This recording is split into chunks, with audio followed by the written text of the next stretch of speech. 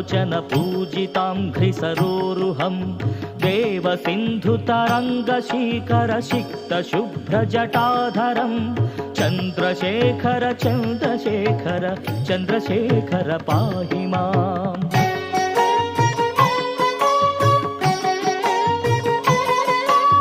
यक्षराजसखं भगाक्षहरं भुजङ्गविभूषणं शैलराजसुतापरिष्कृतचारुवामकळेबरं क्ष्वेळनीलगळं परश्वथधारिणं मृगधारिणं चन्द्रशेखर चन्द्रशेखर चन्द्रशेखर रक्ष माम्।